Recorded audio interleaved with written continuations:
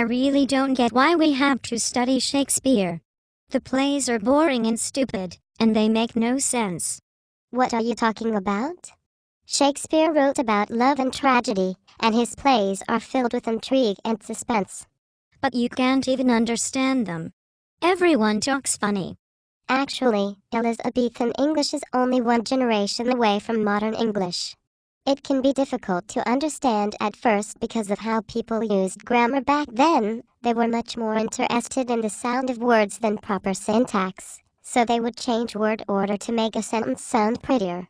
Basically, language and grammar were a lot more flexible at this time because English had not really been standardized yet. The first dictionary would not appear until 1604, only 12 years before Shakespeare died, and organized grammar texts wouldn't be written until the 1700s. Also, a lot of Elizabethan humor was based around puns, so the jokes can be hard to follow if you aren't witty enough. What about all those these and those?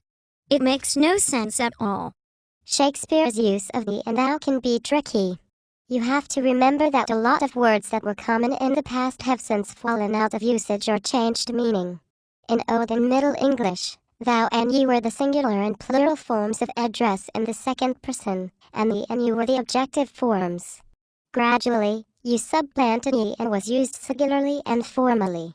Thou became the form of address when speaking to someone beneath you, or for commoners addressing each other, and you became the form of address for commoners speaking to nobles, or nobles speaking to each other.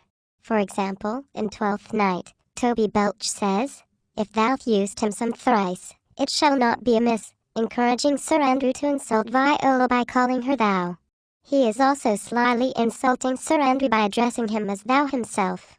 However, Shakespeare's usage was inconsistent, which tells us that by the time he was writing, this convention was falling out of usage. Did you know that Shakespeare used more than 17,000 words in his plays? That's more than 4 times what most well-educated conversationalists use. 7,000 of them he only used once, and 3,000 of them were words he coined for the first time, like dazzled and zany and revolting.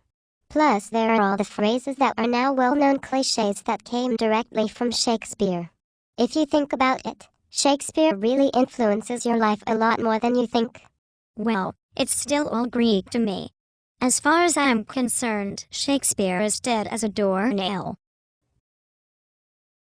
You totally don't get the irony in that statement, do you?